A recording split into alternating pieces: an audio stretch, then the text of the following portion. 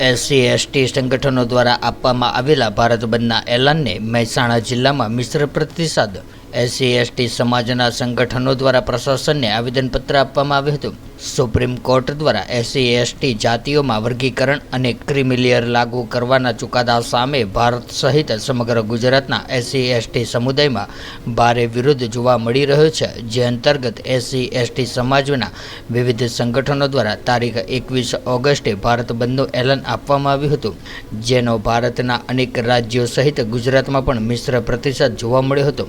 ભારત બંધના એલાનને લઈને મહેસાણા જિલ્લામાં પણ ઘેરા પ્રત્યાઘાત જોવા મળ્યા હતા અને મહેસાણા, કડી તેમજ વિસનગર ખાતે વિવિધ સંગઠનોના હોદ્દેદારો અને કાર્યકર્તાઓ દ્વારા ઉગ્ર વિરોધ સાથે ભારે સૂત્રોચ્ચાર કર્યા હતા।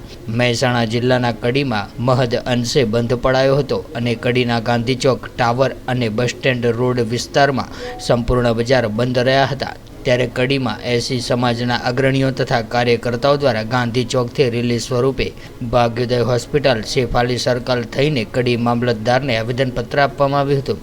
મહેસાણાના કાર્યકરો દ્વારા સોમનાથ રોડથી ફુવારા સર્કલ, ડોક્ટર બાબા સાહેબ આંબેડકરની પ્રતિમા સુધી રેલી યોજી હતી અને ભીમ આર્મી દ્વારા મહેસાણા વહીવટી તંત્રને આવેદનપત્ર આપવામાં આવ્યું હતું।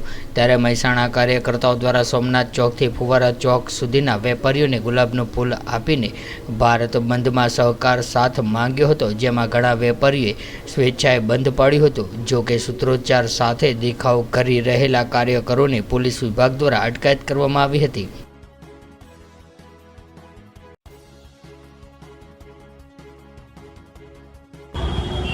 एक ऑगस्ट 2024 माननीय सुप्रीम कोर्टनो जे अनुसूचित जाति अने जनजाति समाजना जे आरक्षणना वर्गीकरण क्रिमिलेयर उपर जे चुकादो आप्यो ए चुकादाना विरोधनी अंदर आजे 21 ऑगस्टे समस्त अनुसूचित जाति जनजाति ओबीसी समाजना लोकोए जे बंधનું आह्वान करेલું એ બંધના આહવાનને અમે સમર્થન આપવા માટે અને બંધને સફળ બનાવવા માટે આજે અમે અહીંયા રસ્તા ઉપર ઉતર્યા છીએ અને વર્તમાન સરકારને અમે કહેવા માગીએ છીએ કે કાયદો બનાવવાનો અધિકાર સંસદનો છે, કોર્ટનો નથી। તેમ છતાંય સુપ્રીમ કોર્ટ સંસદ અને લોકોની જનભાવનાના ઉપરવટ જઈ અને કાયદાઓ પસાર કરી રહી છે।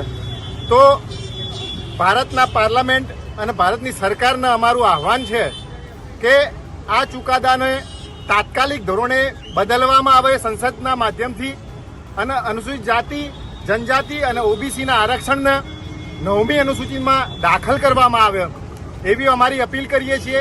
ભારત સરકાર બનાવે અને સંસદ પાસ કરે એવી અપીલ સાથે અમે તમામ દુકાનદારો, મહેસાણાના દુકાનદારો, વેપારીઓને અપીલ કરવા નીકળ્યા છીએ કે આજે તમે અમારા ભારત બંધને સમર્થન આપો અને બંધ રાખો।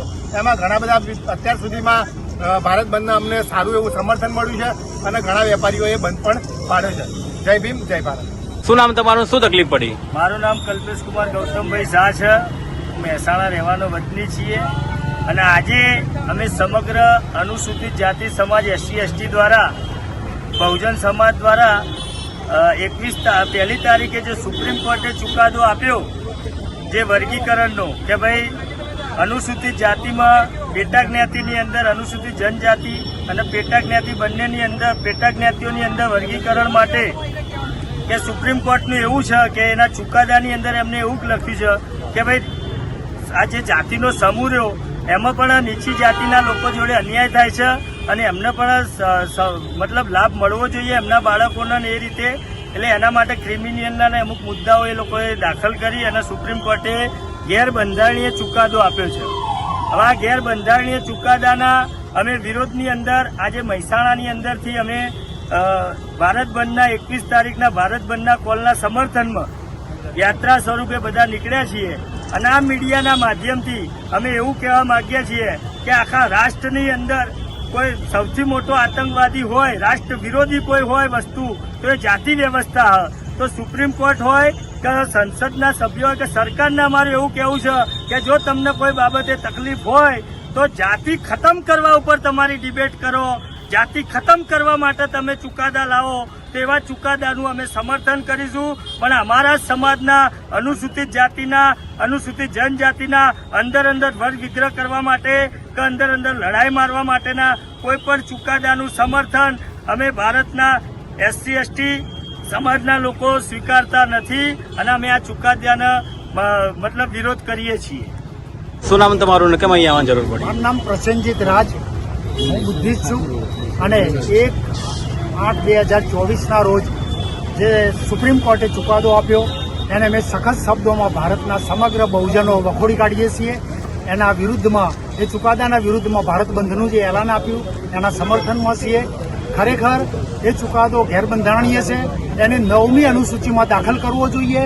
કોલેજિયમ સિસ્ટમથી જે જજોની નિમણૂક થાય છે તે પણ રદ થવી જોઈએ અને જાતિ અને વર્ણ વ્યવસ્થા તમે દૂર કરો એ પછી જ તમે અનામત દૂર કરી શકો. જ્યાં સુધી જાતિ પ્રથા અને વર્ણ વ્યવસ્થા હશે ત્યાં સુધી સંવિધાનના મૂળભૂત અધિકારમાં લખેલું જ છે કે ત્યાં સુધી અનામત રહેશે. અનામત એ કોઈ ભીખમાં આપેલી વસ્તુ નથી. અનામત એ રિપ્રેઝેન્ટેટિવ છે. એ અમને પ્રતિનિધિત્વ આપવું, અમારી શક્તિઓ કેટલી છે એ ચકાસવા માટેનું એક પ્રતિનિધિત્વ છે. દાખલા તરીકે ભીંગા કોરેગાંવમાં અમારી શું શક્તિ છે. 5000 વર્ષનો ઇતિહાસ, જ્યારે એક જ પૂજ્ય બાબા સાહેબ મહામાનવને જ્યારે એક જ વખત એમને તક મળી ત્યારે એમને 5000 વર્ષનો ઇતિહાસ પણ બદલી નાખ્યો. એટલે તમારે અમારામાં શું તાકાત છે, શું શક્તિ છે બહુજનોમાં એ બતાવવા માટે રિપ્રેઝેન્ટેટિવની જોગવાઈ છે. અનામત એ કોઈ ભીખમાં કે દયાદાન નથી. અમારું પ્રતિનિધિત્વ આપો. આ દેશમાં અમે 15% લોકો, 21% લોકો છે SC/ST ને, અને OBC ગણીએ તો 85% લોકો છીએ. તેમ છતાં ભારતમાં વિદેશથી આવેલા 3% લોકો આ દેશ ઉપર રાજ કરે છે. આ દેશના તમામ હોદ્દાઓ ઉપર કોઈ પણ જાતની અનામત સિવાય લાભ લે છે. મંદિરોના પૂજારીઓ હોય કે સુપ્રીમ કોર્ટના જજો હોય કે પછી મોટા હોદ્દાઓ હોય, એ તમામ જગ્યાએ હોય. કોલેજિયમ સિસ્ટમ રદ થવી જોઈએ. અને સૌથી વધુ મારી એ વિનંતી પણ છે સરકારને કે તમે આ અનામત રદ કરવા માટે કૂલી રહ્યા છો અને એના પાછળ પડી ગયા છો તો રાજકીય અનામત વહેલામાં વહેલી તકે રદ કરો. રાજકીય અનામત શા માટે રદ નથી કરતા? રાજકીય અનામત થી તમે પાર્ટીના ગુલામો તમે તૈયાર કરો છો અને પાર્ટીના માણસો તમારા સમર્થનમાં SC/ST OBCના હોય એને તમારી ફેવરમાં કરો છો. એટલે વહેલી તકે રાજકીય અનામત દૂર થવી જોઈએ. આવી વિનંતી સાથે જય ભીમ, નમો બુદ્ધાય. तो व्हाट्सएप, ट्विटर, फेसबुक, इंस्टा जहाँ भी आपका अकाउंट है इसे शेयर बटन के द्वारा वहाँ पर शेयर करें.